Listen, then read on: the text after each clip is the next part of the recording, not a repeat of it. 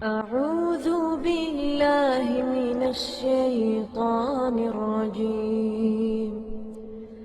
بسم الله الرحمن الرحيم. ومن أحسن قولا ممن دعا إلى الله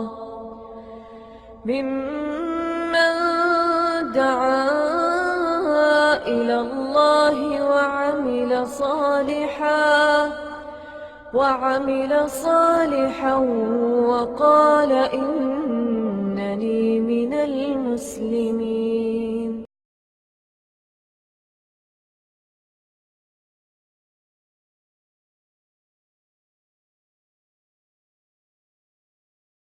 إن الحمد لله نحمده ونستعينه ونستغفره ونعوذ بالله من شرور أنفسنا ومن سيئات أعمالنا. من يهده الله فلا مضل له ومن يضلل فلا هادي له وأشهد أن لا إله إلا الله وحده لا شريك له وأشهد أن محمدا عبده ورسوله. أما بعد فأعوذ بالله السميع العليم من الشيطان الرجيم. بسم الله الرحمن الرحيم. سورة أنزلناها وفرضناها وأنزلنا فيها آيات بينات لعلكم تذكرون. الزانية والزاني فاجلدوا كل واحد منهما 100 جلدة ولا تأخذكم بهما رأفة في دين الله إن كنتم تؤمنون بالله واليوم الآخر وَلْيَشْهَدْ عَذَابَهُمَا طَائِفَةٌ مِّنَ الْمُؤْمِنِينَ. الزَّانِي لَا يَنْكِحُ إِلَّا زَانِيَةً أَوْ مُشْرِكَةً وَالزَّانِيَةُ لَا يَنْكِحُهَا إِلَّا زَانٍ أَوْ مُشْرِكٌ وَحُرِّمَ ذَلِكَ عَلَى الْمُؤْمِنِينَ. گزشتہ درس میں سورۃ النور اور اس کے نزول کا وقت اور وہ مشہور واقعہ قدر تفصیل کے ساتھ میں نے ذکر کیا تھا، جس میں ام المومنین حضرت عائشہ صدیقہ رضی اللہ عنہ پر تہمت لگی تھی غزوہ بنی المصطلق کے موقع پر، اور منافقین نے نبی صلی اللہ علیہ وسلم کے گھر نقب زنی کی اور آپ کو پریشان کرنے کے لیے اور آپ کو نعوذ باللہ بدنام کرنے کے لیے وہ ایک بہت بڑا الزام گھڑا، جس کے نتیجہ میں مسلمان امت تقریباً 1 مہینہ مسلسل پریشان رہی، اور منافقین کے ساتھ ہی ان کے زبردست پروپیگنڈے میں، چونکہ مشرکین، منافقین، یہود سارے کے سارے جو مسلمانوں کے خلاف تھے سارے اکٹھے ہو گئے. اتنے زوردار طریقے سے انہوں نے یہ تحریک چلائی کہ کچھ مسلمان بھی اس میں شامل ہو گئے، اور ان مسلمانوں میں سے حضرت حسان بن ثابت رضی اللہ عنہ، جو کہ نبی صلی اللہ علیہ وسلم کے بڑے مشہور و معروف صحابی ہیں، شاعر ہیں، اور نبی صلی اللہ علیہ وسلم کا شعروں کے ساتھ دفاع کیا کرتے تھے، وہ شامل ہو گئے. اور حضرت مصطح بن اساسہ رضی اللہ عنہ وہ شامل ہو گئے، اور نبی صلی اللہ علیہ وسلم کی رشتے میں سالی اور پھوپھی زاد بہن حضرت زینب بنت جہش کی بہن وہ بھی اس میں شامل ہو گئی. تو گویا مسلمان صحابہ صحابیات میں سے بھی بعض لوگ جو ہیں وہ اس سازش میں ملوث ہو گئے، اور بالآخر اللہ رب العزت نے قرآن کریم میں یہ سورۃ نور نازل کر کے ام المومنین حضرت عائشہ صدیقہ رضی اللہ عنہا کو بری ثابت کیا کہ وہ بے گناہ ہیں، بری ہیں، ان کا کوئی قصور نہیں ہے. تو یہ وہ صورت ہے سورۃ النور.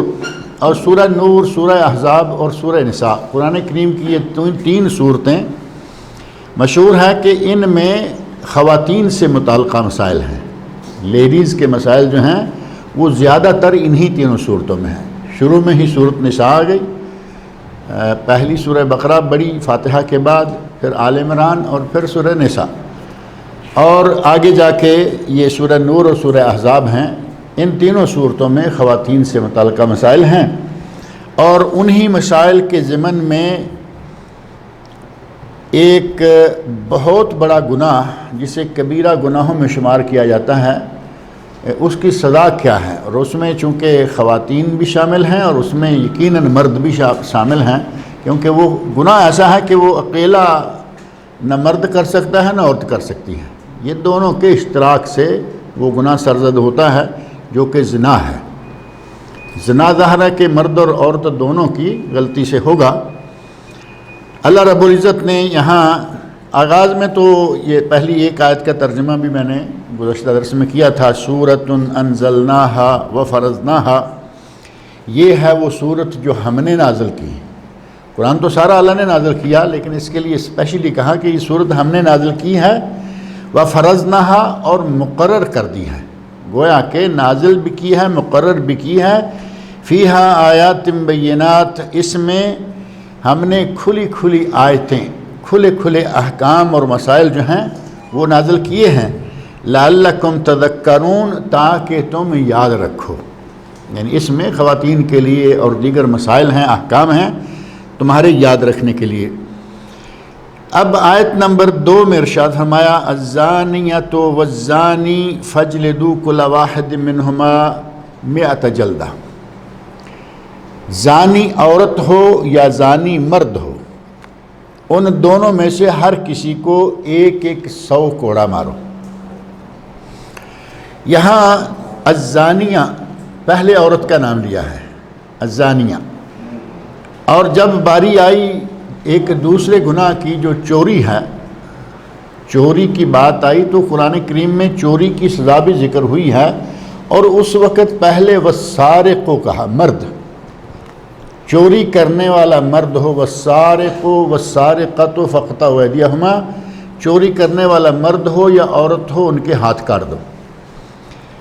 اب یہاں ایک مصلحت نظر آتی ہے کہ چوری عموماً مرد کرتے ہیں، چوری چکاری ڈاکے، اب میرا خیال ہے کہ پھولن دیوی شاید ایک ڈاکو ہوئی مشہور، باقی سارے مرد ہی ڈاکو ملتے ہیں۔ اسی طرح جو چور ہیں وہ زیادہ تر مرد ہوں گے، عورت بہت کم ہوگی۔ اللہ رب العزت نے والسارقۃ، والسارق والسارقۃ، پہلے مردوں کا ذکر کیا کہ مرد چور ہو، اور پھر عورت کا۔ زنا کی باری آئی تو اس میں پہلے عورت کا ذکر کیا، تو جس طرح چوری میں عموماً مرد زیادہ ملوث ہوتا ہے، اسی طرح زنا کے معاملے میں عورت کی طرف سے ڈھیل زیادہ ہوتی ہے۔ اگر ہر عورت اپنے آپ کو، اپنی عزت، اپنی عصمت کو سنبھالنے کے درپے ہو جائے تو یقیناً یہ گناہ جو ہے یہ کم ہو جائے۔ اسی مناسبت سے لگتا ہے کہ اللہ رب العزت نے پہلے عورت کا ذکر کیا، والزانیۃ والزانی فاجلدوا کل واحد منہما 100 جلدہ، زانی عورت ہو یا زانی مرد ہو ان کو کوڑے لگاؤ، جلدہ کا معنی کوڑے، اور صوت کا لفظ بھی آتا ہے عربی میں، صوت بھی کوڑا اور جلدہ بھی کوڑا، کل واحد منہما، ان دونوں میں سے ہر ایک کو، یعنی مرد کو بھی اتنے ہی، عورت کو بھی اتنے ہی، کتنے ہیں 100 جلدہ، 100 کوڑا۔ وَلَا تَأْخُذْكُمْ بِهِمَا رَأْفَةٌ فِي دِينِ اللَّهِ إِن كُنتُمْ تُؤْمِنُونَ بِاللَّهِ وَالْيَوْمِ الْآخِرِ، اور کوڑے مارنے کی سزا دینے کے لیے اللہ رب العزت نے فرمایا کہ ایسا نہ ہو کہ تمہارے دل میں کہیں رحم آ جائے، تمہارے دل میں رحم آ جائے کہ دیکھو کتنا خوبصورت لڑکا ہے، اب اس کو کوڑے ماریں گے، یہ لڑکی ہے مالدار گھر کی ہے، فلاں گھر کی ہے، اس کو کوڑے ماریں گے۔ اللہ رب العزت نے پہلے سے کر دیا کہ یہ چونکہ گناہ ایسا ہے کہ اس کی سزا ملنی چاہیے۔ وَلَا تَأْخُذْكُمْ بِهِمَا، ان کو کوڑے مارنے کے سلسلہ میں تمہیں، تمہارے دامنگیر نہ ہو، رَأْفَةٌ، نرمی، شفقت، پیار، کوئی ایسی چیز تمہارے دامنگیر نہیں ہونی چاہیے، فی دین اللہ، کیونکہ تم انہیں اللہ کے دین کے معاملہ میں سزا دینے جا رہے ہو۔ یہ نہیں کہ اس کو چھوڑ دو کہ اس نے گناہ کیا ہے، اگلی مرتبہ جس پہ زنا کی تہمت ثابت ہو جائے، اگر کنوارا ہے تو اس کو آپ نے 100 کوڑے مارنے ہیں۔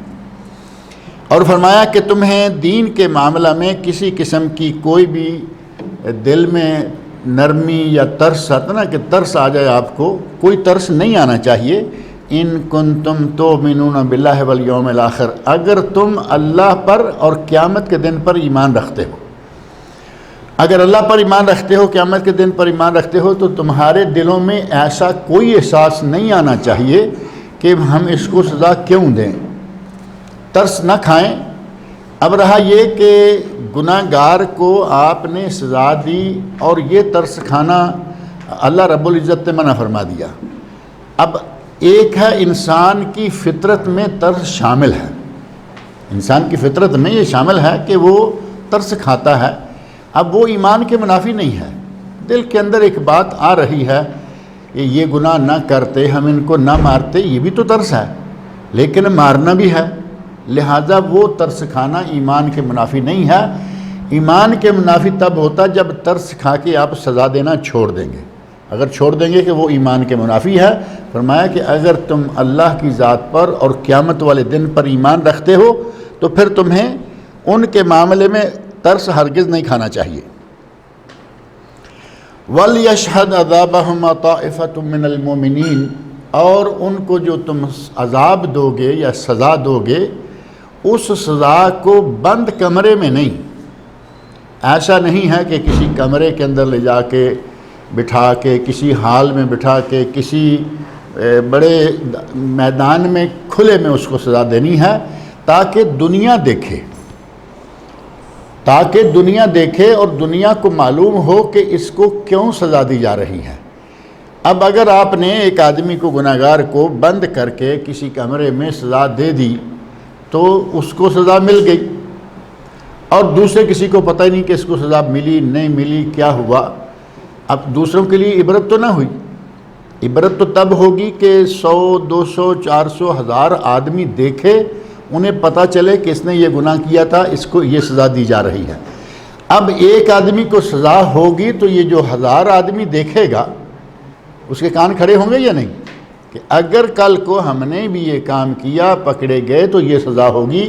اسی طرح دنیا کے سامنے ہمیں ذلیل کیا جائے گا، اور صرف ذلت نہیں ہوگی بلکہ ساتھ ہی 100 کوڑے کی سزا بھی مل جائے گی۔ فرمایا وَلْيَشْهَدْ عَذَابَهُمَا طَائِفَةٌ مِّنَ الْمُؤْمِنِينَ، ان کی سزا پر بہت سارے مومنوں کی ایک جماعت جو ہے وہ موجود ہونی ہے، دیکھنے والی ہونی چاہیے۔ وَلْيَشْهَدْ گواہی دینا بھی ہوتا ہے، اور یہ بھی ہے کہ موجود ہوں، یعنی لوگوں کے سامنے وہ سزا دی جائے۔ آج کل موجودہ دور میں آپ بھی سنتے ہوں گے کہ آج کل سزائے موت اور یہ کوڑوں کی سزا جو ہے یہ کھلے عام دی جائے تو UN والوں نے ایک قانون بنا دیا ہے کہ یہ انسانی حقوق کے خلاف۔ UN والوں کو ہر اس معاملے میں تکلیف ہوتی ہے جو معاملہ خالص اسلامی ہو، انہیں اسلامی معاملات میں دخل اندازی کرنے کا بڑا شوق ہے۔ جہاں غیر اسلامی معاملہ آئے کوئی پرواہ نہیں، کچھ بھی ہوتا رہے۔ انتہائی گندے سے گندے قانون یورپ میں پاس ہو رہے ہیں، آپ کے علم میں ہے کہ مرد آپس میں شادی کر سکتے ہیں، یہ یورپ کے ممالک میں قانون پاس ہوا، UN کو پرواہ بھی نہیں، ان کے نزدیک کوئی فرق نہیں۔ مسلمانوں کے یہاں کوئی بھی کام ہے اس میں جہاں راستہ ملے گا وہ اپنا کام کریں گے۔ مسلمان ملکوں نے اپنے بعض علاقوں کو حاصل کرنے کے لیے آزادی کی آواز اٹھائی تو اسے ٹیرر کہا گیا کہ یہ ٹیررسٹ ہیں، اور ان کے لوگ، اسرائیل ساری دنیا کا سب سے بڑا ٹیررسٹ ملک ہے، کوئی پوچھنے والا نہیں۔ مسلمانوں کے معاملات میں ٹانگ اڑانا جو ہے وہ اپنا ضروری سمجھتے ہیں۔ اسلامی سزائیں جو ہیں، حدود و تعزیرات، اسلامی سزاؤں میں بھی وہ اپنی ٹانگ اڑا رہے ہیں، کہتے ہیں کہ کھلے عام سزا دینا انسانی حقوق کے خلاف، اگر تم نے سزا دینی ہی ہے تو بند کمرے میں دو۔ بند کمرے میں دو گے تو فائدہ کیا ہوگا؟ اسلامی حدود و تعزیرات کے نفاذ کی برکتیں ثابت ہی تب ہوتی ہیں، سامنے ہی تب آتی ہیں جب کھلے عام وہ سزا دی جائے۔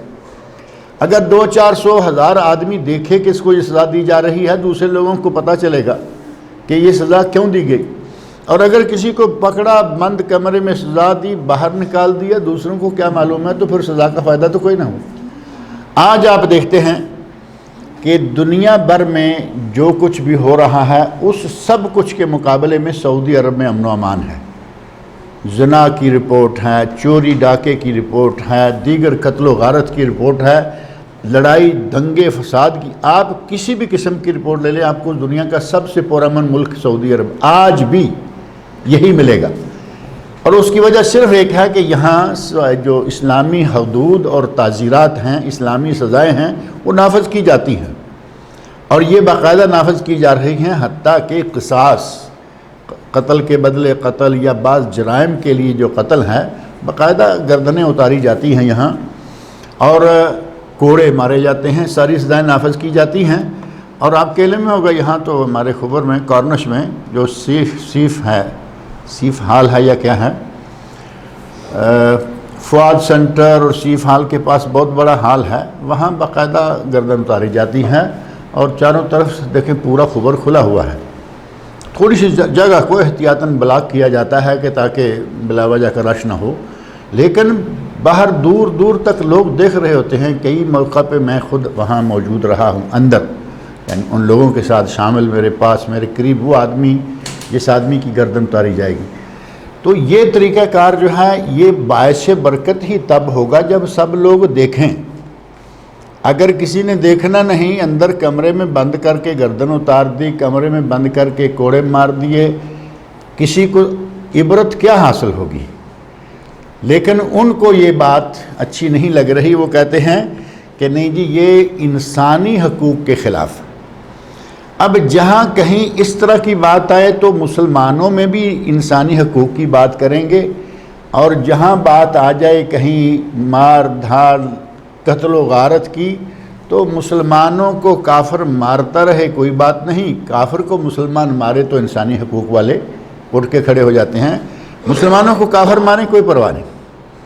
ان کی چڑیا، ان کا کتا، ان کی بلی، یہ بھی مسلمان کے خون سے زیادہ مقدس نظر آتے ہیں، انہوں نے جو رنگ رکھا ہوا ہے، جبکہ انسان کا قتل یا انسان کا خون، اللہ رب العزت نے انسان کو انسان بنایا ہے۔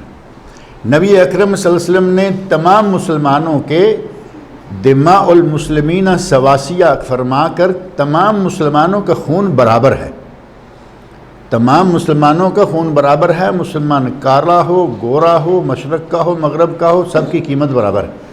لیکن ان کے نزدیک مسلمان کی قیمت پانی سے بھی کم ہے، اور ان کے جانوروں کی قیمتیں بھی مسلمانوں کے خون سے زیادہ مہنگی ہیں۔ اللہ رب العزت مسلمانوں کو یہ توفیق دے کہ یہ بات کو سمجھیں کہ ان کے معاملات میں دوسرے لوگ ٹانگ اڑاتے ہیں، یہ اپنے معاملات کو صحیح طریقے سے کیوں نہیں چلا سکتے؟ اگر چلائیں تو جس طرح آج یہاں سعودی عرب میں بہت حد تک امن و امان ہے، ہمارے سارے ملکوں میں یہ امن و امان جو ہے وہ آ جائے۔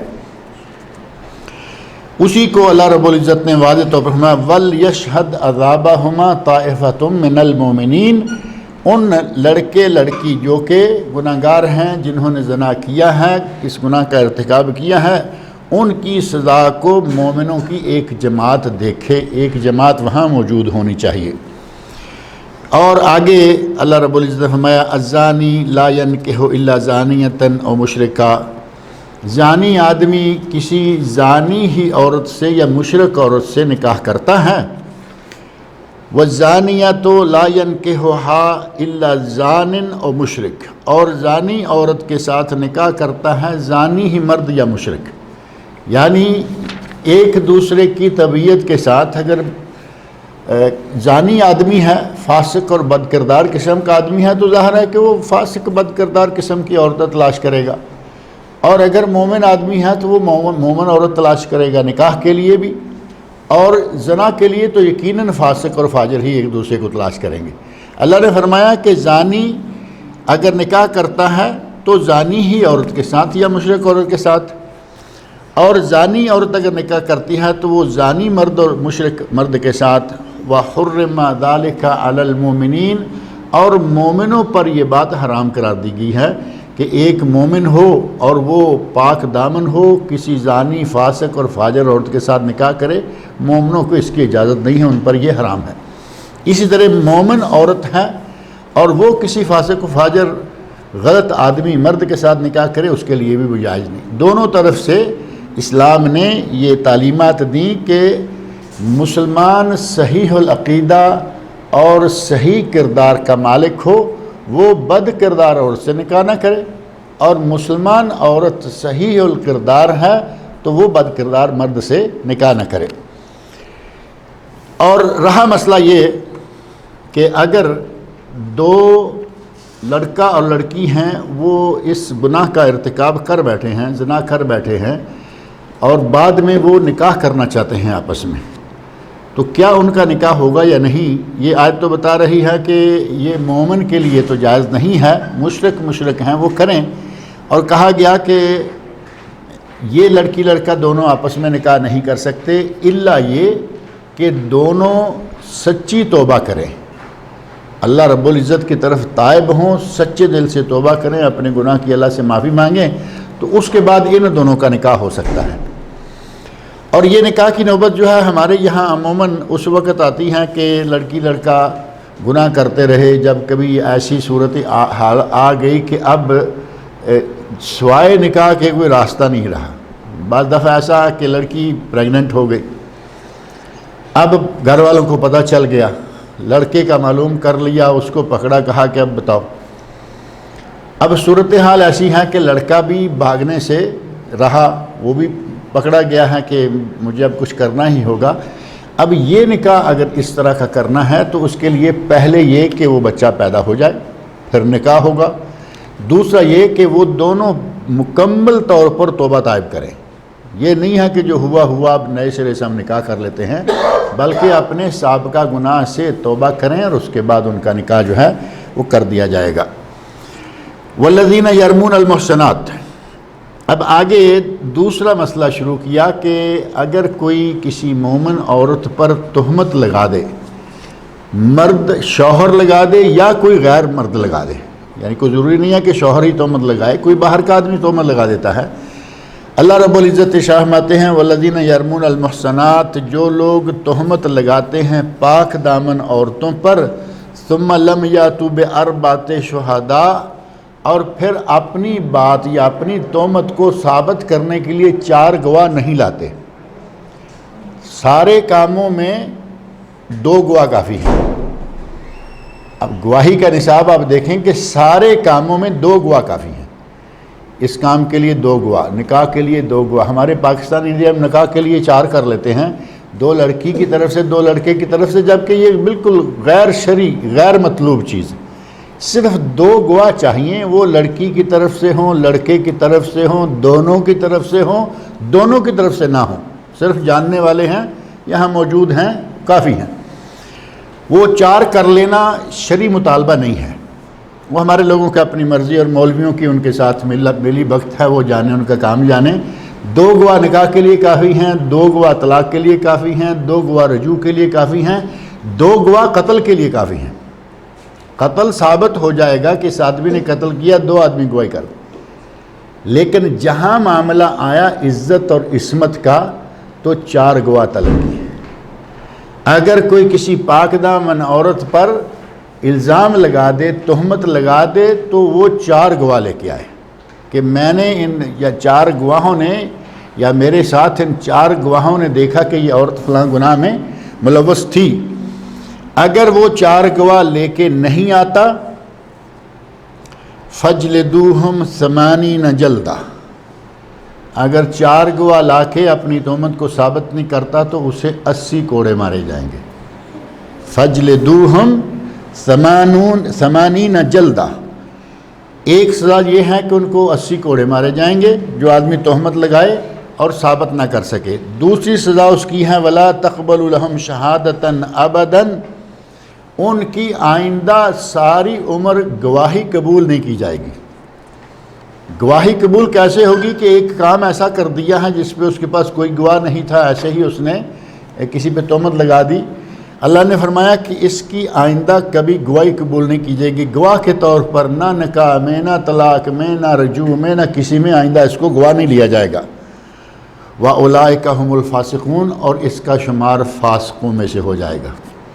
جو آدمی کسی پر غلط تہمت لگائے اور ثابت نہ کر سکے، گواہ مہیا نہ کر سکے، اس کے لیے گویا 3 سزائیں ہو گئیں، 80 کوڑے، اور اس کو ساری عمر کے لیے جو کریکٹر سرٹیفکیٹ ہے وہ نہیں مل سکے گا، یعنی وہ کسی کا گواہ نہیں بن سکتا۔ جو عموماً دیا جاتا نا سرٹیفکیٹ دیتے ہیں، وہ اس لائق نہیں رہا کہ اس کو کریکٹر سرٹیفکیٹ دیا جا سکے کہ یہ بڑے اچھے کردار کا مالک تھا۔ اور تیسرا یہ کہ اس کا شمار فاسقوں میں سے ہو جائے گا۔ یہ 3 سزائیں اس آدمی کے لیے ہیں جو آدمی بلا وجہ کسی پر تہمت لگا دیتا ہے۔ آپ اندازہ کر کے دیکھیں کہ ہمارا حال کیا ہے، ہم کیا کر رہے ہیں اپنے معاشرے میں۔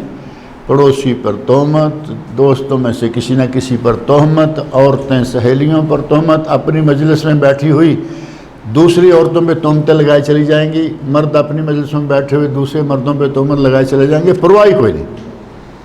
جبکہ تہمت کا گناہ اتنا بڑا ہے کہ اللہ نے 80 کوڑے سزا رکھی۔ 80 کوڑے سزا ساری عمر کے لیے یہ گواہ نہیں بن سکتا، اور اس کا شمار فاسقوں میں ہو جائے گا۔ اتنا بڑا گناہ ہے جس کو ہم بالکل معمولی سمجھتے ہیں، اٹھتے بیٹھتے تہمتیں لگائے چلے جاتے ہیں۔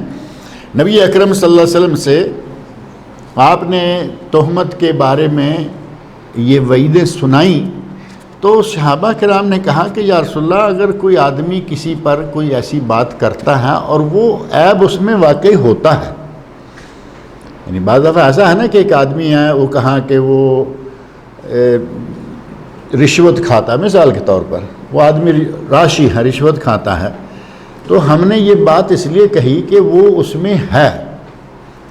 غیبت اور تہمت بہتان کا فرق جو ہے وہ آپ نے یہاں بتایا کہ اپنی مجلس میں بیٹھے کہہ دیا وہ راشی آدمی ہے، رشوت کھاتا ہے۔ نبی صلی اللہ علیہ وسلم تک یہ بات پہنچی تو آپ نے فرمایا کہ یہ تو بہت بری بات ہے۔ صحابہ نے کہا کہ یا رسول اللہ، اگر وہ بات اس میں ہے، واقعی وہ راشی ہے، تو فرمایا اگر وہ راشی ہے تبھی تو یہ غیبت ہے کہ تم اس کی عدم موجودگی میں یہ بات کر رہے ہو۔ اصل میں غیبت ہے کیا؟ آدمی موجود نہیں، اس کی عدم موجودگی میں کوئی ایسی بات کرنا جو اس کو پسند نہ ہو۔ اب راشی آدمی کو سامنے اس کے راشی کہیں گے تو پسند کرے گا وہ، آپ تو پیچھے ہی کریں گے نا، چھپ کے۔ بادشاہوں کو بھی کہتے ہیں چھپ کے گالیاں دی جا سکتی ہیں۔ تو جب آپ نے چھپ کے اس کو برا بھلا کہا اپنے دوستوں میں بیٹھ کر، گویا کہ اس کے لیے بدنامی کا باعث آپ بن رہے ہیں اور اس کی کردار کشی کر رہے ہیں۔ صحابی کہتے ہیں یا رسول اللہ، اگر ہم نے جو بات کہی وہ اس میں واقعی ہے، وہ واقعی وہ گناہ کرتا ہے، فرمایا اگر وہ واقعی گناہ کرتا ہے تبھی تو یہ غیبت ہے، اگر اس میں وہ گناہ ہو ہی نہ تو پھر تو یہ بہتان ہو گیا۔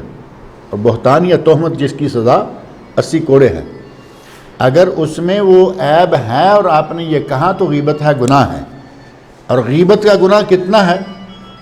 نبی صلی اللہ علیہ وسلم ارشاد فرماتے ہیں کہ غیبت کا گناہ اتنا ہے کہ جس طرح، بلکہ قرآن کریم میں ہے، غیبت کا گناہ ایسے ہے جیسے آدمی اپنے مردہ بھائی کا گوشت کھاتا ہے۔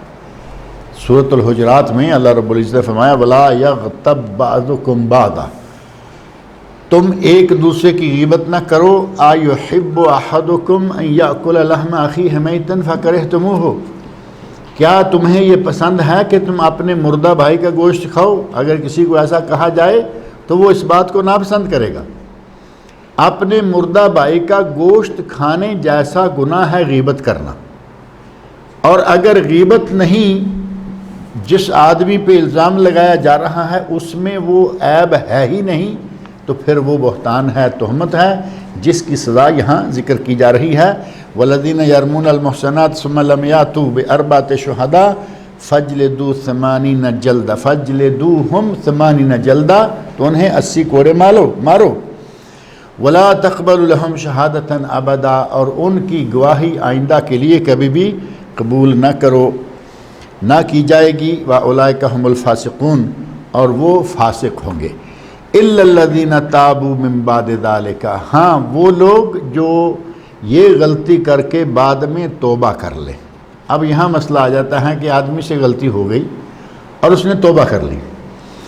اب توبہ کرنے کے بعد پہلے ایک آدمی پہ تہمت لگا دی، کہا 4 گواہ لاؤ، 4 گواہ نہیں لا سکا، سزا کیا ہے اسلامی طور پر؟ 80 کوڑے۔ اب وہ کہتا ہے کہ میں توبہ کرتا ہوں، کھل کھلا کے دل کے بالکل خالص نیت سے توبہ کر لیتا ہے کہ میں نے توبہ کی، کیا اس کے کوڑے معاف کیے جائیں گے؟ اس کے کوڑے معاف نہیں کیے جائیں گے۔ اس نے توبہ کر لی، اس کا معاملہ اللہ کے پاس ہے۔ اللہ رب العزت اسے فاسقوں میں سے نکال دے، اللہ کے ہاتھ میں ہے۔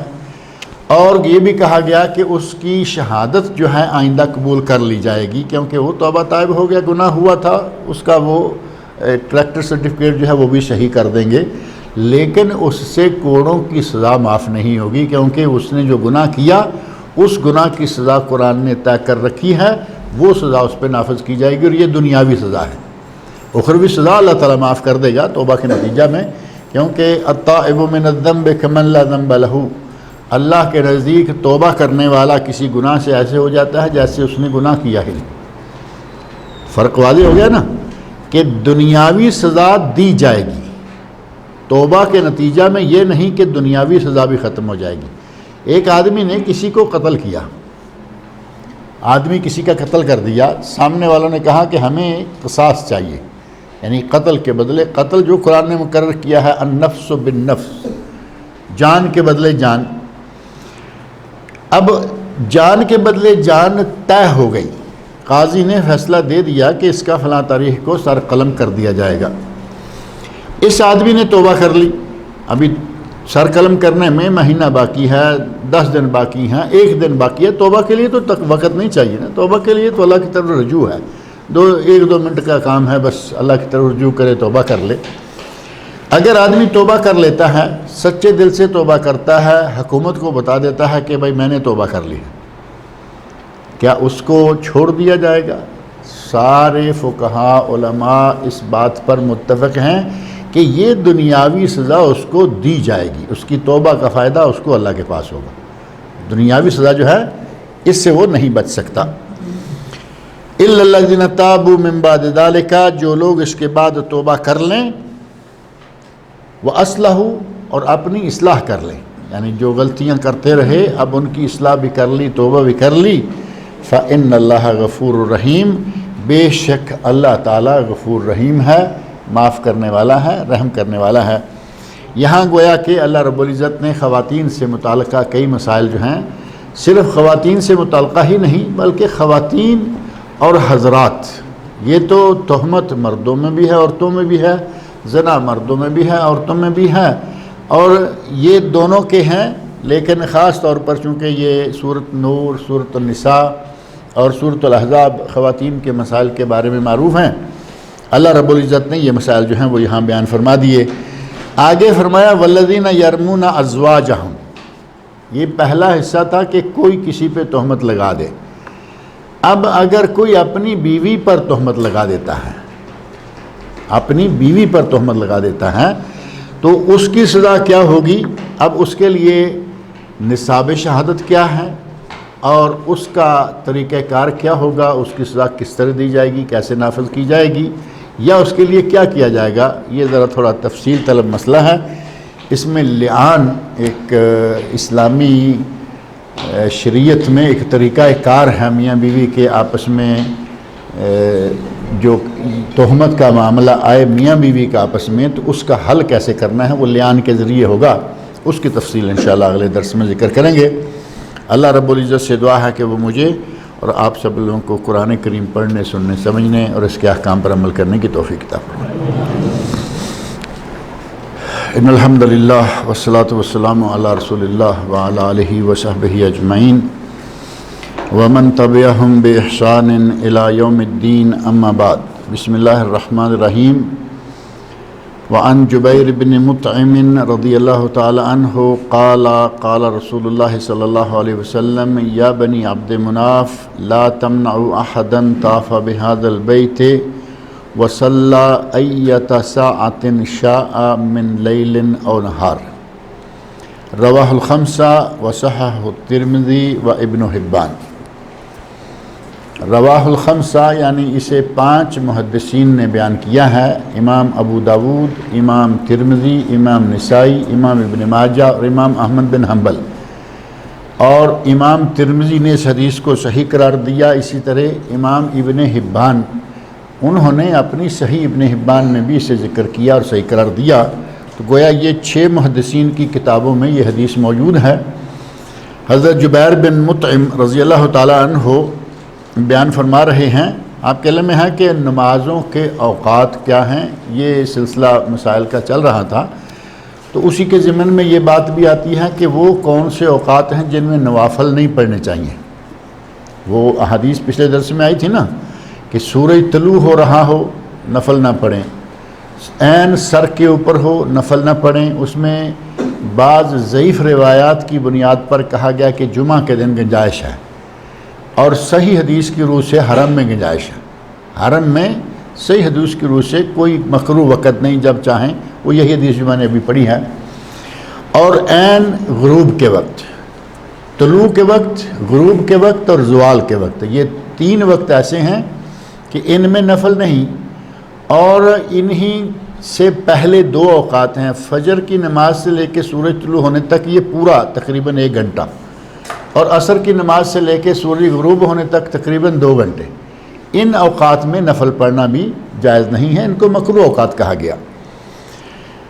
اور مکروہ اوقات سے جیسے میں نے ذکر کیا نا کہ ایک ضعیف روایت کی روح سے جو پچھلے درس میں یہاں ذکر کی گئی تھی، اس میں کہا گیا الا یوم الجمعہ، کہ جمعہ کے دن یہ جو زوال کا وقت ہے، خاص طور پر دوپہر کے وقت جو کہتے ہیں کہ سورج سر پہ ہو تو نفل نہ پڑھیں۔ ایک آدمی مسجد میں داخل ہوا 10 بجے، 10:30 بجے، 11 بجے مسجد میں داخل ہو گیا، اسے معلوم ہے کہ 11:45 بجے خطبہ شروع ہوگا، 12 بجے شروع ہوگا، وہ نوافل پڑھ رہا ہے، قرآن مجید آتا نہیں، تو وہ سمجھتا ہے کہ چلے ہم نفل پڑھتے رہتے ہیں۔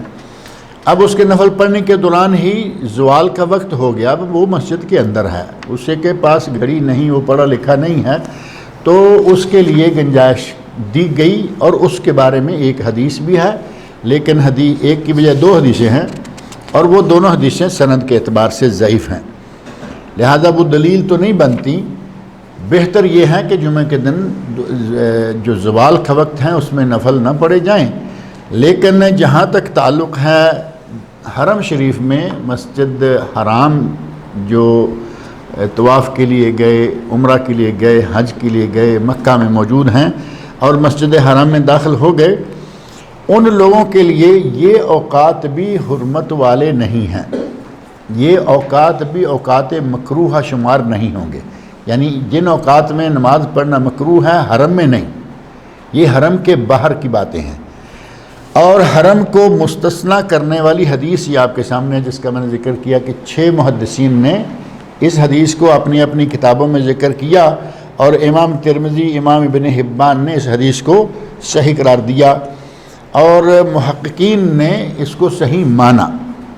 بعض حدیث ایسی ہیں کہ بعض محدثین اسے صحیح قرار دیتے ہیں، لیکن جدید دور کے محققین تحقیق کر کے ثابت کر دیتے ہیں کہ وہ ان کا صحیح کہنا کسی غلط فہمی کی وجہ سے تھا، وہ صحیح نہیں بلکہ حدیث ضعیف ہے۔ اس حدیث کو موجودہ دور کے محققین، خاص طور پر علامہ زبیر علی زئی رحمۃ اللہ علیہ، جو ابھی قریب ہی فوت ہوئے ہیں، اس کتاب کے محقق وہ ہیں عربی کے، تو انہوں نے بھی اس حدیث کو صحیح قرار دیا ہے۔ حدیث میں حضرت جبیر بن مطعم رضی اللہ تعالی عنہ بیان فرماتے ہیں کہ نبی صلی اللہ علیہ وسلم نے بنی عبد مناف کو حکم دیا۔ بنی عبد مناف جن کا یوں سمجھیں کہ جو بیت اللہ کے متولی ہیں۔ اب یہاں مسجد میں متولی ہوتا ہے نا، مسجد کے متولی کون ہیں؟ کہتے ہیں یہ مسجد کے صدر صاحب ہیں، مسجد کی کمیٹی کے صدر وہ ہیں متولی، یہ مسجد کی کمیٹی کے ناظم ہیں، یہ مسجد کی کمیٹی کے فائنینشیل سیکٹری ہیں، 2 3 4 آدمی جو ہے کمیٹی ہوتی ہے، ان کو متولی کا قرار دیا جا سکتا ہے کہ یہ مسجد کے خادم ہیں، مسجد کے انتظام و انصرام کے سلسلہ میں یہ کچھ نہ کچھ کرتے رہتے ہیں۔ بنی عبد مناف جو قبیلہ ہیں وہ بیت اللہ شریف کا متولی تھا، تو نبی اکرم صلی اللہ علیہ وسلم نے بنی عبد مناف کو باقاعدہ خطاب کرتے ہوئے فرمایا، یا بنی عبد مناف، اے بنی عبد مناف، اے عبد مناف کی اولاد، لا تمنعوا احدا طاف بهذا البیت، اس گھر کا طواف جو بھی کرے اسے منع نہ کرو۔ نمبر 1، بیت اللہ کا طواف کرنے سے منع نہ کرو، یعنی یہ نہیں ہے کہ یہ وقت مکروہ وقت شروع ہو گیا اور یہ عبادت نہیں، 24 گھنٹوں میں جب بھی کوئی طواف کرنا چاہے اسے طواف کرنے دو، طواف کرنے سے کوئی کسی کو نہ روکے۔ وَصَلَّى أَيَّةَ سَاعَةٍ شَاءَ، اور کسی بھی وقت وہ نماز پڑھنا چاہے۔ اب نماز پڑھنے کے لیے جو فرائض ہیں وہ تو ویسے مکروہ اوقات میں جائز ہیں۔ اگر کسی کی ظہر کی نماز رہ گئی، عصر پڑھ لی، اسے یاد آیا کہ میں نے تو ظہر بھی نہیں پڑھی، وہ پڑھ سکتا ہے۔ اسی طرح کسی کی عشاء کی نماز رہتی ہے اور وہ صبح اٹھا، اس کو یاد بھی نہیں ہے کہ میری عشاء رہ گئی تھی، فجر کی نماز باجماعت پڑھ لی، اب اس کے بعد مکروہ وقت شروع ہو گیا، لیکن اس کی عشاء فرض رہ گئی ہے، وہ اٹھ کے پڑھ لے، اس کا کوئی حرج نہیں ہے۔ فرائض تو مکروہ اوقات میں ویسا ہی ہو جاتے ہیں۔ تو یہاں مراد ہے کہ ایک آدمی جو طواف کر رہا ہے، طواف کرنے کے بعد اس کو 2 رکعتیں پڑھنی ہیں، 2 رکعتیں طواف کی، جو نبی اکرم صلی اللہ علیہ وسلم کا حکم ہے، علی کل صبع رکعتان، ہر 7 چکر کے بعد 2 رکعتیں ہیں، یعنی بیت اللہ کے 7 چکر ہیں نا ایک طواف کے، ہر 7 چکر کے بعد 2 رکعتیں پڑھنی ہیں۔ کبھی کبھی ہمارے لوگ ہر کام میں ڈسکاؤنٹ کے چکر میں ہوتے ہیں، کہیں گے جی ہم 3 طواف کرتے ہیں مسلسل، 21 چکر لگا لیتے ہیں، تو کیا 6 رکعتیں الگ ہو کے پھر پڑھ سکتے ہیں؟ یعنی درمیان میں رک کے 2 رکعتیں نہیں پڑھتے 7 کے بعد، کہتے ہیں کہ 21 چکر لگا کر 3 طواف ہو گئے نا، ہر طواف کی 2 رکعتیں، کہتے ہیں کہ 21 چکر لگا کر ہم کیا 6 رکعتیں پڑھ لیں تو جائز ہے۔ اللہ کے نبی فرما رہے ہیں علی کل صبع رکعتان، جب بھی 7 چکر مکمل ہو جائے 2 رکعتیں پڑھو۔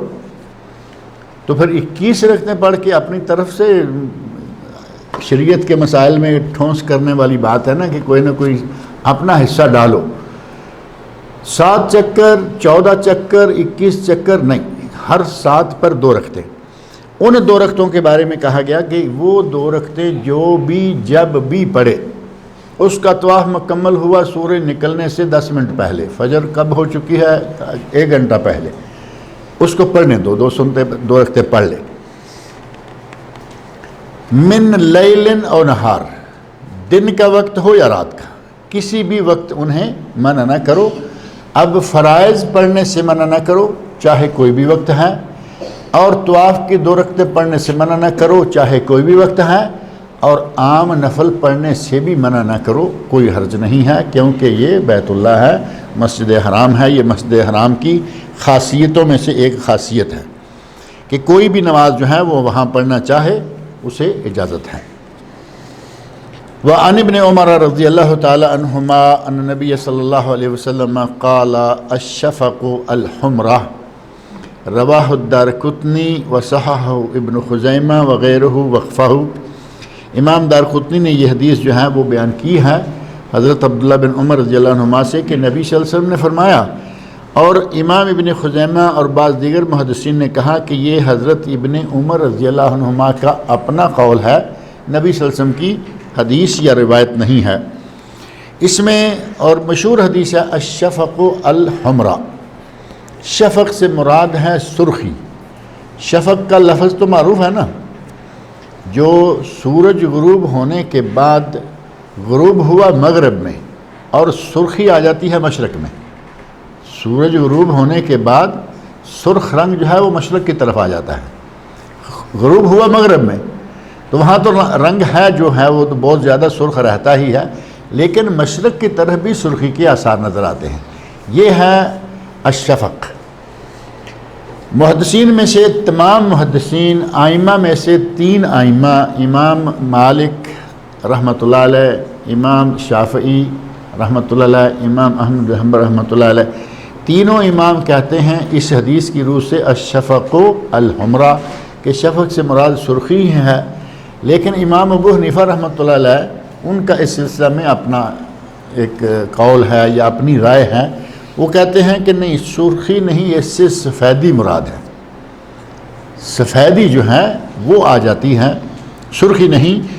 اور امام ابو حنیفہ رحمۃ اللہ علیہ کے اپنے دونوں شاگرد جو مشہور شاگرد ہیں، امام ابو محمد الشیبانی اور امام ابو یوسف، قاضی ابو یوسف مشہور ہیں، وہ دونوں بھی دوسرے آئمہ کے ساتھ ہیں، اپنے استاد کے ساتھ نہیں، وہ دونوں آئمہ کے ساتھ ہیں، 3 آئمہ کے ساتھ، گویا کہ 3 آئمہ اصحاب مذہب اور مذہب حنفی کے 2 ستون، عظیم ستون، جو کہ امام ابو حنیفہ رحمۃ اللہ علیہ کے اپنے شاگرد خاص ہیں جنہوں نے امام ابو حنیفہ کی فقہ کو آگے بڑھایا، وہ دونوں بھی باقی تینوں ائمہ کے ساتھ ہیں۔ اب امام ابو حنیفہ رحمۃ اللہ اکیلے رہ گئے، اور پھر جتنے بھی حنفی علماء ہیں بڑے بڑے، وہ سارے بھی باقی تینوں ائمہ کے ساتھ ہیں۔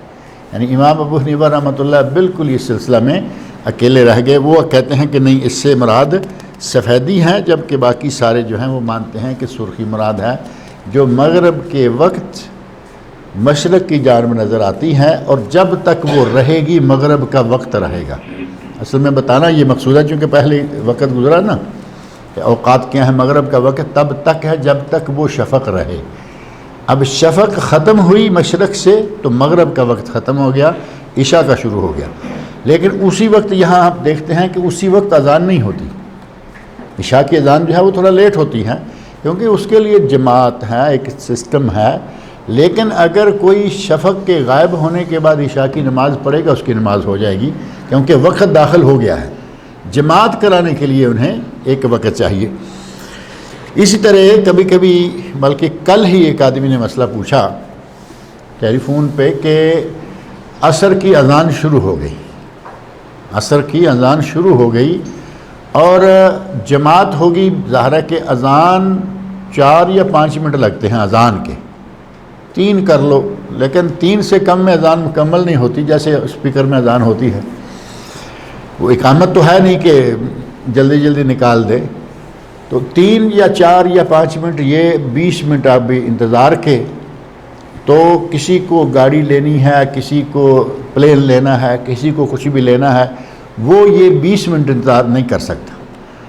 تو کیا اذان ہوتے ہی وہ نماز پڑھ لے تو ہو جائے گی یا نہیں؟ تو صحیح یہ ہے کہ اس کی نماز ہو جائے گی، کیونکہ اذان کی جو اللہ اکبر ہے وہ کب ہوتی ہے؟ وقت داخل ہو جانے کے بعد، چاہے 2-4 منٹ کیوں نہ ہوئے ہوں۔ وقت داخل ہونے سے پہلے کوئی اذان نہیں کہتا، وقت داخل ہونے سے پہلے نماز پڑھیں گے نہیں ہوگی، چاہے آپ کتنے خشوع خضوع سے پڑھیں، کیونکہ اس کا وقت ہی ابھی نہیں ہوا، ابھی سورج غروب نہیں ہوا اور آپ مغرب پڑھنا چاہیں نہیں ہوگی۔ اسی طرح سورج ابھی زائل نہیں ہوا، 11 بجے 11:30 بجے آپ کہیں کہ میں ظہر پڑھ لیتا ہوں، نہیں ہوگی۔ اگر وقت ہو چکا ہے اور جماعت میں لیٹ ہے، وہ ایک الگ مسئلہ ہے، آپ اپنی نماز پڑھ کے جا سکتے ہیں۔ وعن ابن عباس رضی اللہ تعالیٰ عنہما قال، یہ ایئرپورٹوں پر خاص طور پر یہ مسئلہ عام پیش آتا رہتا ہے۔ ایئرپورٹ پہ اعلان ہو گیا کہ جہاز فلاں وقت پہ نکل جائے گا، اب سواریاں تیار ہو کے آ جائیں اور ادھر اذان ہو گئی، اب یہ 20 منٹ 15 منٹ انتظار کرنا چاہتے ہیں، آپ اپنی نماز پڑھیں، جائیں، آپ کے ساتھ کوئی ملتا ہے ٹھیک ہے، نہیں ملتا اس کی وجہ، اس لیے آپ دیکھتے ہیں ایئرپورٹ پہ عموماً جماعت چلتی رہتی ہیں، 2-4 مسلسل کئی جماعتیں ہو جاتی ہیں، کیوں جیسے جیسے کوئی آتا ہے نماز پڑھتا رہتا ہے، تو وہ مناسب ہے۔ عن ابن عباس رضی اللہ تعالی عنہما قال قال رسول اللہ صلی اللہ علیہ وسلم الفجر فجران، فجر یحرم الطعام وتحل فیہ الصلاة وفجر تحرم فیہ الصلاة اے صلاۃ الصبح ویحل فیہ الطعام۔ فرمایا کہ فجر 2 فجریں ہیں، فجر کی نماز کے وقت کو محدد کرنے کے لیے 2 فجریں ہیں، اور 2 فجریں کیسے ہیں؟ فجر تو ایک ہی ہے نا، لیکن فجر 2 ہے، ایک کہتے ہیں صبح صادق اور ایک ہے صبح کاذب، یعنی ایک ہے سحری کا وقت وہ بھی فجر ہو گئی، اور ایک ہے فجر کی نماز کا وقت وہ بھی فجر ہو گئی۔ صبح صادق جو روزے کے لیے ہے وہ ہے صبح صادق، اور فجر فجران کا معنی آگے نبی صلی اللہ علیہ وسلم نے اس کی ترتیب بھی بتائی کہ وہ ہمیں کیسے پتہ چلے گا کہ یہ کون سی فجر ہے۔ فرمایا ایک فجر وہ ہے کہ جو کھانے کو حرام کر دیتی ہے، وتحل فیہ الصلاۃ، اس میں نماز حلال ہو گئی۔ یہ کون سی فجر ہو گئی؟ جو اذان والی ہے، اذان ہوئی کھانا پینا بند ہو گیا نا، اور نماز شروع ہو گئی۔ اور فجر دوسری جو ہے اس کے بارے میں کہا گیا یحرم الطعام وتحل فیہ الصلاۃ وفجر تحرم فیہ الصلاۃ، ایک فجر وہ ہے جس میں نماز فجر پڑھنا حرام ہے، منع ہے، نوافل پڑھ رہے ہیں، وطر پڑھ رہے ہیں، ٹھیک ہے، لیکن اگر کوئی فرض پڑھنا چاہے تو اس میں وہ جائز نہیں ہوگی۔ اور وہ کون سی ہوگی؟ فجر کا وقت داخل ہونے سے پہلے کا حصہ، جو کھانا کھانے والا حصہ ہے۔ کھانا کھانے والے حصے میں فجر کی نماز پڑھنا منع، اور فجر کی اذان ہو جانے کے بعد کھانا کھانا منع۔ ایسے تو بات سمجھ میں آتی ہے نا؟ یہ دو فجریں ہو گئیں، ایک کھانا کھانے والی فجر اور ایک نماز پڑھنے والی فجر۔ یہ ابن خزیمہ اور مستدرک امام حاکم میں ہے، دونوں نے اس حدیث کو صحیح قرار دیا ہے۔ اور مستدرک حاکم میں ایسی ہی ایک حدیث حضرت جابر رضی اللہ عنہ سے بھی مروی ہے، اور اس میں یہ ہے فی الذی یحرم الطعام، جو کھانا حرام کرتی ہے، انہ یذہب مستطیلا فی الافق۔ اب فجروں کی نشانی بتائی، جو فجر کھانا حرام کرتی ہے، یعنی جس میں یوں سمجھیں کہ نماز شروع ہو جاتی، نماز فجر کا وقت شروع ہو جاتا ہے، فرمایا یذہب مستطیلا فی الافق، آسمان میں یہ بالکل سیدھی۔ اب یہ چیزیں آسمان دیکھنے والوں کو معلوم ہوتی ہیں، یا جو دیہات میں رہنے والے لوگ ہیں، اب یہاں ہمیں کیا معلوم ہے کہ کیسے سیدھی ہے کب الٹی ہے۔ کہتے ہیں کہ فجر کی روشنی ایک سفید بہت بڑا جیسے ستون ہوتا ہے، ستون سیدھا ایسے نظر آئے گا۔ یہ ہے جب کھانا پینا منع ہو گیا۔ وفی الآخر انہ کذنب السرحان، دوسری کے بارے میں کہا مستطیلا، جو کھانے پینے والی ہے وہ مستطیل ہے، ایسے لمبی، اور دوسری جو ہے وہ ہے انہ کذنب السرحان، بھیڑیے کے دم کی طرح۔ بھیڑیے کے دم تو مرحل موقع موقع دیکھی جا سکتی ہے نا، اس طرح ستون کے ٹائپ۔ اگر ستون ٹائپ وہ سفید سا ستون جو ہے وہ سیدھا اوپر کو جا رہا ہے، یہ ایک فجر، اور دوسری جو ہے وہ مستطیل ہے، یعنی آپ کو مشرق کی طرف یا آسمان کی طرف دیکھیں گے تو اگر لمبی لمبائی میں مستطیلاً نظر آتی ہیں تو ایک یہ ہے، اور یہ ہے جو کہ کھانا حرام کرتی ہے، یعنی نماز کا وقت جس کے بعد ہو جاتا ہے۔ انہ یذہب مستطیلا فی الافق، افق میں جب آپ مشرق کی طرف دیکھیں گے تو مشرق کو یہ سفید کیے ہوئے ہوگی اس انداز سے۔ تو ظاہر ہے کہ سفیدی پھوٹنا شروع ہو گئی، اس میں پو پھوٹ گئی، دن چڑھنے کا آغاز ہو گیا، فجر کی نماز کا وقت ہو گیا۔ اور دوسری جو ہے وہ سحری والی، اس کے بارے میں کہا کہ وہ آسمان کے وسط میں ستون کی طرح سیدھی جاتی ہے، وہ اس طرح نہیں آتی۔ تو یہ دونوں کی الگ الگ نشانیاں بتائی گئی ہیں۔ اللہ رب العزت سے میری دعا ہے کہ اللہ تعالی ہمیں نبی اکرم صلی اللہ علیہ وسلم کے ارشادات پڑھنے، سننے، سمجھنے اور ان پر عمل کرنے کی توفیق عطا فرمائے۔ اوقات نماز اور متعلقہ بعض امور جو ہیں، ابھی 3-4 حدیثیں باقی ہیں انشاءاللہ، اور اس کے بعد اذان کے مسائل شروع ہوں گے کہ اذان کے مسائل کیا ہیں۔ اللہ تعالیٰ مجھے اور آپ سب کو نیک عمل کی توفیق عطا فرمائے۔ درس سے متعلقہ کوئی سوال ہو تو وہ آپ کر سکتے ہیں۔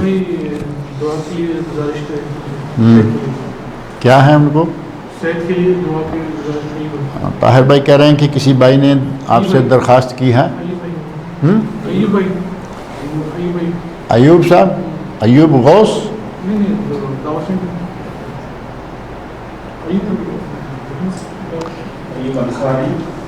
ایوب بھائی حیدرآباد والے،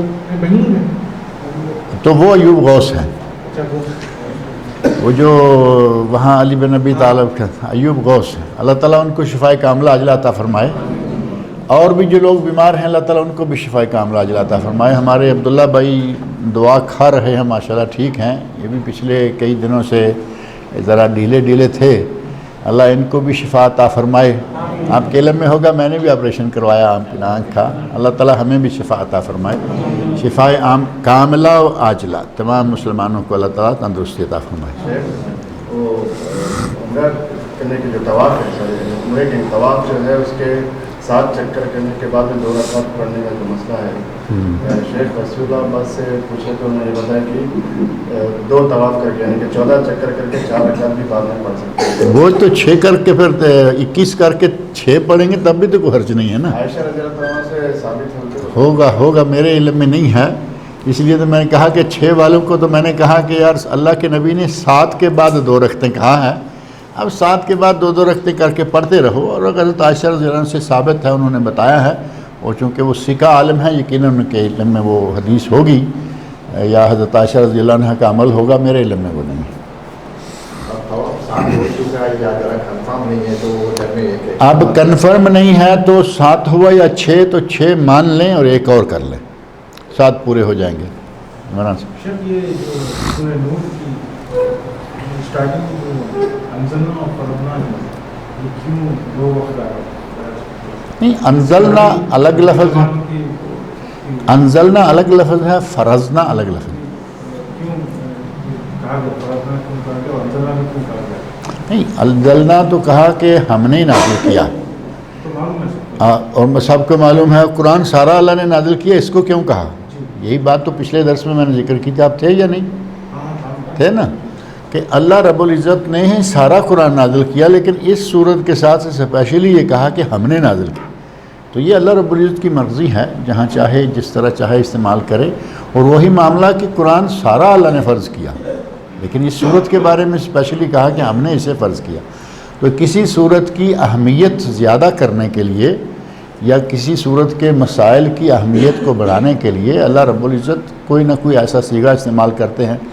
بعض چیزوں کی اہمیت زیادہ کرنے کے لیے اللہ نے ان کے نام لے کے قسم کھائی ہے۔ اب تین ہے، زیتون ہے، تو یہ دونوں چیزیں ہمارے کھانے والی ہیں، ان کی جب اللہ نے قسم کھائی تو ہمیں اور بھی اس بات پہ یقین ہو جانا چاہیے کہ ان میں بہت زیادہ فائدے ہوں گے، اور واقع ہیں طب نبوی والوں نے سارے علاج ہی ان 2 4 6 چیزوں میں سے نکالے ہیں۔ تو وہی معاملہ ہے کہ اللہ رب العزت نے سارا قرآن نازل کیا، کہا کہ یہ صورت بھی ہم نے نازل کی، سارا قرآن اللہ نے فرض کیا، فرمایا کہ ہم نے یہ صورت بھی فرض کی ہے، تو یہ اس کی اہمیت کو دوبالا کرنے کے لیے ہے، ورنہ اور کوئی چیز اس میں نہیں۔ شیخ مغرب سے 10 منٹ پہلے یا 5 منٹ پہلے اگر مسجد میں داخل ہو رہے تو تحیۃ المسجد پڑھ، اگر 10 منٹ پہلے داخل ہوئے ہیں تو تحیۃ المسجد پڑھ لیتے ہیں، اور اگر 5 4 منٹ ہیں تو پھر بہتر ہے کہ رک جائیں، کیونکہ اب سورج اندر باہر ہوگا، اس وقت فرض پڑھنا جائز نہیں ہے، تو نفل کیسے صحیح ہوگا؟ اگر 10 ہیں تو یقیناً پڑھ لیں، کیونکہ 10 منٹ تک سورج جو ہے وہ نظر آ رہا ہوتا ہے، اس وقت سورج بڑی تیزی سے ڈوبتا ہے، 10 منٹ پہلے نظر آ رہا تھا، 10 منٹ کے بعد نظر نہیں آئے گا، اور اوپر دیکھیں 10 منٹ پتہ ہی نہیں چلتا کہ کب 10 گئے، کیونکہ وہ لمبا سفر ہوتا ہے۔ 10 منٹ پہلے بھی مغرب کے مسجد میں داخل ہو جائیں تو آپ تحیۃ المسجد پڑھ سکتے ہیں۔ یہی معاملہ سورج طلوع ہونے کا ہے، کیونکہ تحیۃ المسجد کا شاید یہاں ایک دن پہلے بھی ذکر ہوا تھا کہ تحیۃ المسجد کی 2 رکعتیں جو ہیں وہ عام نفل نہیں ہیں، اسے حنبلی علماء نے واجب تک قرار دیا ہے کہ وہ واجب ہیں، اور اس کی وجہ یہ ہے کہ نبی صلی اللہ علیہ وسلم نے بڑی سختی کے ساتھ فرمایا اذا دخل احدکم، جب بھی تم میں سے کوئی مسجد میں داخل ہو، اذا دخل احدکم المسجد فلا یجلس حتی یصلی رکعتین، جب تک 2 رکعتیں پڑھ نہ لے بیٹھے نہیں۔ اب اگر بیٹھتا ہے تو ظاہر ہے کہ اس حدیث کی خلاف ورزی ہو گئی، اور دوسری طرف یہ حدیث ہے کہ اگر کوئی آدمی عصر سے لے کے مغرب تک اور فجر سے لے کے سورج طلوع ہونے تک نفل پڑھتا ہے تو وہ اس حدیث کی خلاف ورزی ہو گئی۔ اب ایسے میں جو نبی صلی اللہ علیہ وسلم نے فرمایا نا فلا یجلس، اس میں نفی ہے، نہیں ہے، یعنی سختی کے ساتھ آرڈر ہے کہ نہ بیٹھے، سوائے 2 رکعتیں پڑھے، کہ اس کو اولا مانا گیا۔ اور بعض علماء نے کہا ہے کہ اگر کسی کو بیٹھنے کی مجبوری نہیں ہے تو وہ نہ بیٹھے، مسجد میں جائے اپنا کام کرے نکل آئے، بیٹھنا ہے تو پھر نماز پڑھ کے بیٹھے، بلا وجہ نہ بیٹھے۔ اور بعض نے کہا کہ اگر آپ کو تھوڑا سا وقت نظر آ رہا ہے، مثلا 3 4 منٹ ہیں، اور آپ سمجھتے ہیں کہ میں رکھتے پڑھوں گا تو سورج اندر باہر ہے، وہ منع ہے، اور اگر میں چھوڑتا ہوں تو وہ دوسری حدیث جو ہے وہ بیٹھنے سے منع کر رہی ہے، تو ایسے میں کہا کہ کھڑے رہیں مسجد میں، کسی ستون میں پاس کھڑے ہو جائیں، قرآن مجید ہاتھ میں لیں، یعنی یہ 4 منٹ آپ مینج کر لیں کہ کیسے گزارنے ہیں، لیکن بیٹھے نہیں۔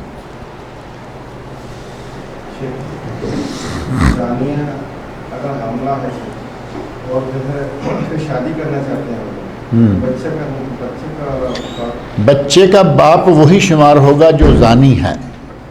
ماں جو ہے اگر ایسے پتہ نہیں چلا کون ہے کون نہیں ہے، نکاح ہو گیا، بچہ اگلے گھر میں جا کے ہو گیا، اور وہ بھی اسی طرح ہو گیا کہ پتہ نہیں نیا شادی والے جوڑے کا بچہ ہے یا کوئی پہلے، اگر ایسا ہے تو اس شکل میں آپ نے فرمایا الولد للفراش وللآخر الحجر، جو مجرم ہے اس کو پتھر مارا جائے یا سنگسار کیا جائے اگر وہ شادی شدہ ہے. وہ مسئلہ ابھی آنے والا ہے ابھی سورۃ نور میں. اور اگر پتہ ہے پہلے سے کہ یہ کون ہے تو پھر اس کا اسی کے نسب جو ہے وہ رکھا جائے گا. اور اگر پتہ نہیں ہے تو جس گھر میں پیدا ہوگا اس گھر والوں کا ہی شمار کیا جائے گا. للفراش کا معنی یہ کہ جس کے بستر پہ جس کے نکاح میں آ کے بچہ پیدا ہوگا وہ اس کو دے دیا جائے گا. اب ظاہر ہے کہ اصل میں اگر اس کا نہیں ہے لیکن لگ تو گیا نا. اب یہ اس گناہ کا نتیجہ ہے کہ ایک عورت نے غیر خاندان کو ایک نئے خاندان میں داخل کر دیا اور یہ بہت بڑا گناہ ہے. لہٰذا ایسا اگر کہیں کو ہو تو بہت زیادہ توبہ طائب کرنا چاہیے. وہی لوگ سے شادی کرنا چاہتے ہیں. اگر وہی لوگ شادی کرنا چاہتے ہیں تو وہ شادی کریں، لیکن اب مسئلہ یہ ہے کہ حاملہ عورت کا نکاح نہیں ہوتا.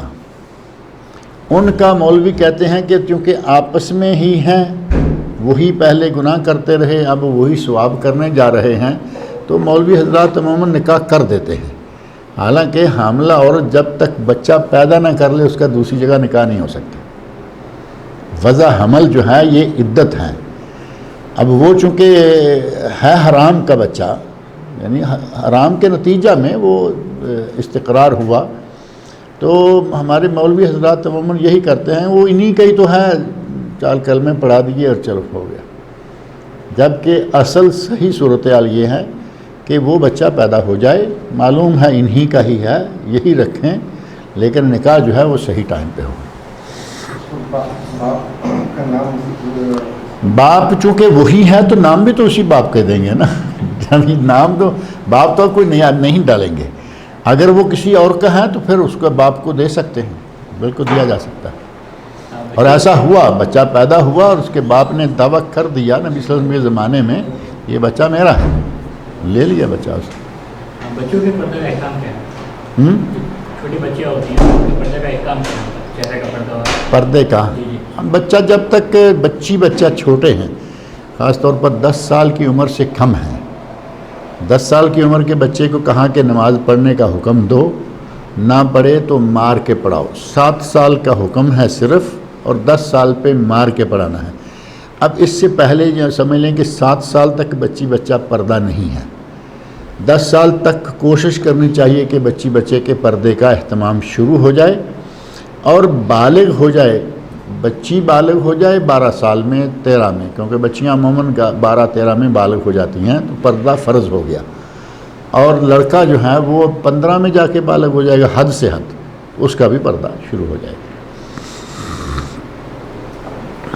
فرمائیے. فجر کی سنتیں